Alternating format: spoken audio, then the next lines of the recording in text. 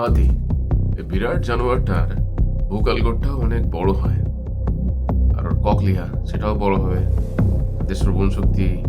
কিন্তু ব্যাপার হলো, যত বড় ভোকাল কর্ড হয় তার ফ্রিকোয়েন্সি তত কম হয়।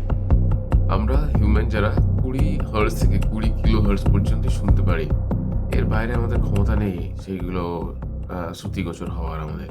কিন্তু হাতি খুব সূক্ষ্ম থেকে সূক্ষ্মতর ফ্রিকোয়েন্সি ওরা ক্যাচ করতে পারে। এক হাতি আরেক হাতির সাথে যখন কথা বলে, আমরা আমরা কোনোভাবেই মানে আন্দাজ করতে পারি না, অনুভবই করতে পারি না।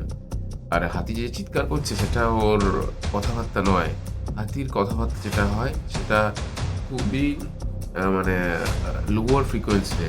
হাতি মাটিতে পা রাখে, যেই দিকটা থেকে সাউন্ড আসছে, যেদিকে সাউন্ড ডেলিভার করতে হবে সেখানে পা রাখে। পায়ের মাধ্যমে, মাটির মাধ্যমে এবং বাতাসের মাধ্যমে সেই ফ্রিকোয়েন্সিকে সেন্ড করে। তা হাতি মিসেস হাতিকে কখনো যখন মেসেজ পাঠায় বা অন্য কোনো হাতিকে মেসেজ পাঠায়, সেটা এইরকমভাবে খুব লোয়ার ফ্রিকোয়েন্সি, এগুলো মানুষের বোধগম্য হওয়া সম্ভব নয়। এই কারণেই যখন ভূমিকম্প হয় সবার আগে হাতিরা বুঝতে পারে। হাতি, চিটি, সাপ, এরা এই লোয়ার ফ্রিকোয়েন্সিগুলো ক্যাচ করতে পারে, যেটা মানুষ পারে না। মানুষের ক্ষমতার বাইরে।